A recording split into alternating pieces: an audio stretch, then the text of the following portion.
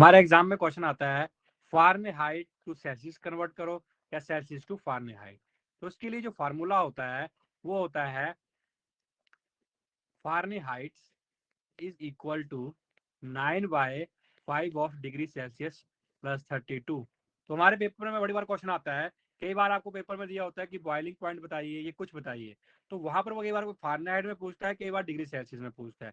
हमें पता होना चाहिए। जैसे आपको पेपर में आ जाए कि बॉइलिंग पॉइंट बताइए कि पानी का जो बॉइलिंग पॉइंट होता है वो फारेनहाइट में कितना होता है, तो आपने कुछ नहीं करना है, डिग्री सेल्सियस की जगह आप 100 पुट कर दो। तो यहाँ पर क्या देखते हैं, Fahrenheit is equal to 9/5 into 100 plus 32।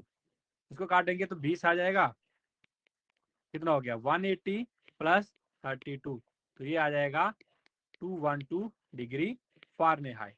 कई बार आपको पूछता है कि आइस का मेल्टिंग पॉइंट कितना होता है, तो आइस का जो मेल्टिंग पॉइंट होता है वो फारेनहाइट में कितना होगा। अगर हम इसको 0 भर देंगे तो ये 0 हो जाएगा पूरे का पूरा ही, तो बच गया फारेनहाइट में 32 डिग्री फारेनहाइट के बराबर होता है। ऐसे ही आपको टेम्परेचर स्केल से क्वेश्चन आता ही आता है। ऐसे आपको कई बार पूछ लेता है कि बताओ एब्सोल्यूट जीरो टेम्परेचर कितना होता है। आपको पूछ लेगा कि एब्सोल्यूट जीरो टेम्परेचर कितना होता है, जीरो टेम्परेचर कितना होता है।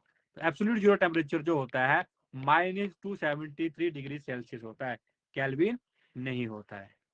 नेक्स्ट आपका क्वेश्चन है एटम का रेडियस बताओ कि जब हम लेफ्ट से राइट मूव करते हैं। देखिए, जब हम लेफ्ट से राइट मूव करते हैं, जैसे यहाँ दिया है लेफ्ट से राइट मूव कर रहे हैं, तो यहाँ क्या है, क्योंकि यहाँ रेडियस कम हो रहा है। रेडियस कम क्यों हो रहा है, क्योंकि देखिए जो हमारे इलेक्ट्रॉन, जैसे मान लो यहाँ पर है लिथियम का एटॉमिक नंबर कितना है 3 है, क्लियर है। बेरिलियम का कितना है 4 है। अब देखो 3 है और 4 है, ये 3 जो है 3 इलेक्ट्रॉन इसमें है, 4 इलेक्ट्रॉन इसमें है।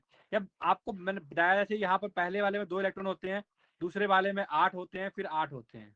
वैसे ही अगर मान लो अगर यहाँ पर तीसरा चौथा इलेक्ट्रॉन भरना है तो वो भी कहाँ भरना पड़ेगा, इसी में भरना पड़ेगा। जब इसी में भरना पड़ेगा तो जो न्यूक्लियस होगा वो अट्रैक्शन ज्यादा फील करेगा, जो इलेक्ट्रॉन बाहर की तरफ सबसे नजदीक है, तो वो इसको खींचेगा।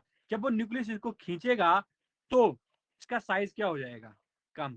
तो साइज क्या होता है, जब हम लेफ्ट से राइट मूव करते हैं तो एटॉमिक साइज डिक्रीज करता है, और जब हम डाउन ग्रुप जाते हैं, डाउन द ग्रुप जाते हैं तो साइज बढ़ता है। क्यों बढ़ता है, क्योंकि इलेक्ट्रॉन ज्यादा बढ़ते हैं और नंबर ऑफ शेल भी बढ़ते हैं। जब नंबर ऑफ शेल बढ़ते हैं, याद रखना जब भी नंबर ऑफ शेल बढ़ेंगे तो एटॉमिक रेडियाई भी बढ़ेगी, याद रखना।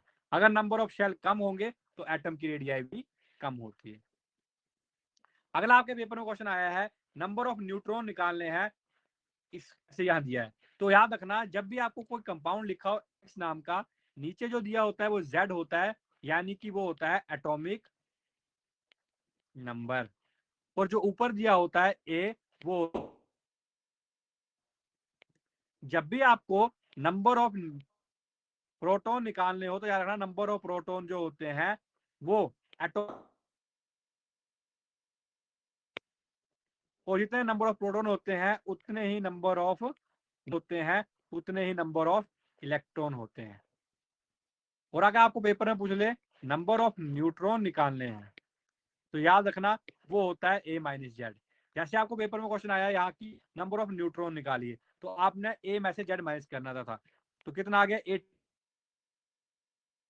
करो, कितना आ जाएगा 5, और यहाँ रह गया 4, 4 में से 4 3 गया 4, कितने प्रोटॉन कितने हैं, तो प्रोटॉन इसमें कितने हैं 35, क्योंकि वो किसके बराबर होता है, एटॉमिक नंबर जो होता है प्रोटॉन के बराबर होता है। जितने प्रोटॉन होते हैं उतने ही क्या होता है इलेक्ट्रॉन होते हैं, तो कितना आ गया वो भी 35, और न्यूट्रॉन कितने आ गए 45। क्लियर है।